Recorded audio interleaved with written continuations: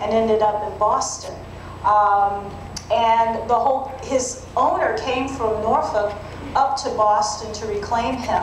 And this is kind of the line drawn in the sand. And what concerned me about the film was the lack of attention to prominent black abolitionists who really transformed abolitionism from a rather meek and mild movement to try to morally persuade people that slavery was wrong, to a very militant and in-your-face movement that essentially said that your rights as a slaveholder I do not respect. I don't care what the Constitution says, because the Constitution actually contradicts the Declaration of Independence. And this is what David Walker wrote about in his Walker's Appeal that was published in 1829. He essentially said, America, you are in conflict with yourself. If you don't resolve this conflict, you will destroy yourself. If you try to stop enslaved people from seeking their freedom, they will fight and possibly kill you if you try to keep them enslaved. And this scared people half to death. The Dred Scott decision. Dred Scott was born in Southampton County, the same place as Nat Turner, and was sold to people outside of the state. When you think about Anthony Burns, there's a poignant account of when he's brought back into Virginia. He's brought back through the Norfolk Harbor, and he was taken to the slave jail. And the site of the former slave jail is where our city hall is located today. And the story goes that as he was marched back in chains, that the blacks in Norfolk gathered around crying as he was taken to the jail, and then the next day put aboard a steamship that took him to Richmond, where he was sold, and eventually he was freed. And his story became an important story, just like Frederick Douglass's story became important in helping to convince people about the sins of slavery and the efforts by African Americans to achieve their own freedom.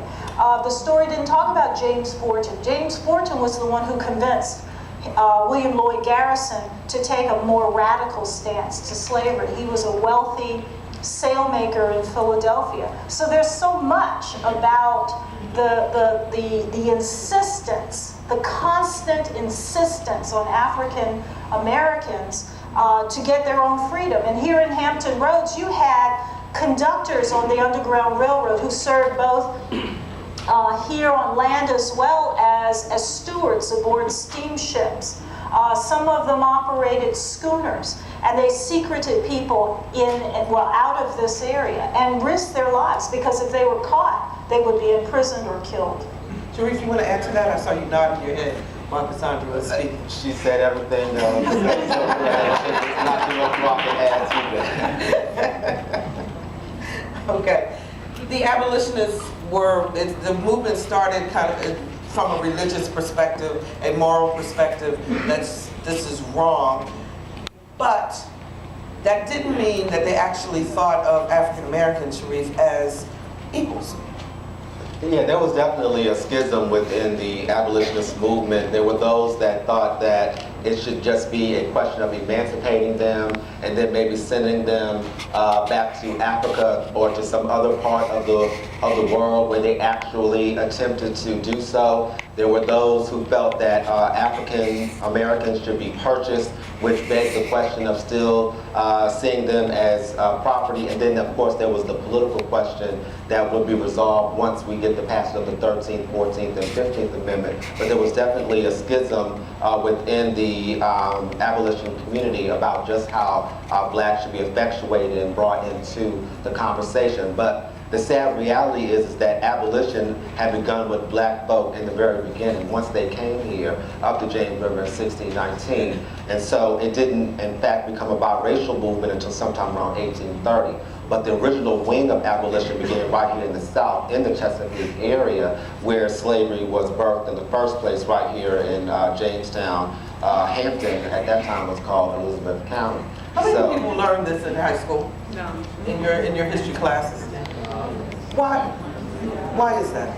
Why are we just now, well, not just now, but I mean, what was it that made, do you think, historians in the past to say, okay, we're going to take these certain people and we're going to kind of tell the story, but we're not going to tell the whole story?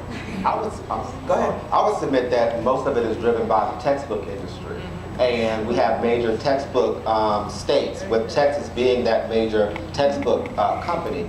And so as a result of that, they're making decisions about what should and should not be included in those textbooks. For example, the GOP, and I don't necessarily want to have a Republican versus Democratic argument today, but currently the GOP is deciding once again about who should be emphasized and who shouldn't be emphasized as they constantly revisit or revise history to suit their particular needs. And so that's exactly what we're seeing. And if we really received a history book, it would be over 1,000 or more pages if you really wanted to have a complete conversation. And of course, if it were 1,000 pages or more, the cost of that book would be unaffordable.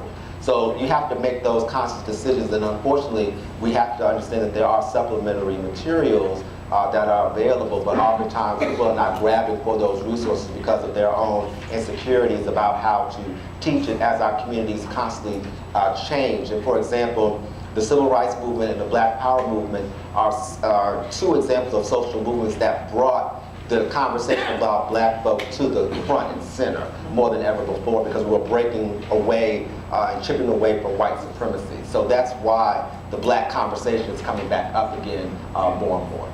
Eric, let me ask you a question. How come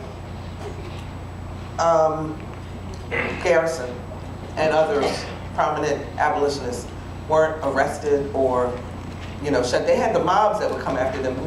Nothing happened to them legally, did it? No, and primarily because, they had a right to protest. Okay, they had a right to air their views into the public eye. They were protected under the law. We, the people of the Constitution, it covered those people.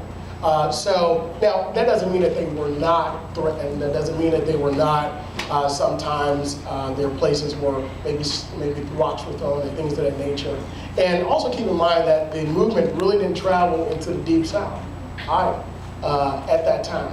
So if it would have made that trip and stayed in that area, I think it would have been a different outcome, which kind of goes to, I want to piggyback on President Bush's comment, if I could, about why this history isn't taught. I think it has to deal with three aspects. This is my personal opinion. And I pull from a scholar in which stated that the North won the war, but the South won the right to tell the story. And you see that after the time of Reconstruction. Reconstruction itself was a wonderful time, not only for African Americans, but it was a wonderful time for whites as well, because keep in mind, there was really no public school education during that time period. A lot of laws were passed that encompassed all people to benefit. But when the compromise came to allow the soldiers to leave the South, then you saw things to start to change, including from slave codes to black codes.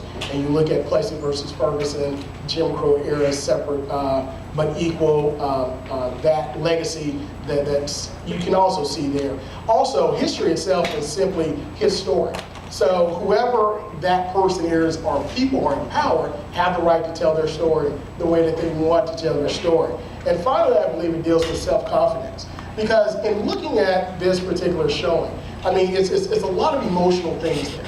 I've seen it before, but even watching it again, I would get emotional in some aspect. But still, there's an element of pride. There's an element of hope and confidence that you get in saying that, even us as a country, we have been through this atrocity, but look where we are now today. And even as a people, we've been through these atrocities, but look at where we are today. So one thing that the slave owners, in looking at the different laws in the slave codes and the black codes, Jim Crow, separate but equal, the underlying issue under all of it is we do not want these individuals to have the confidence, self-confidence, to move forward and progress in life. And you see remnants of laws like that today that affect various communities for those persons that are in power as opposed to those that are not.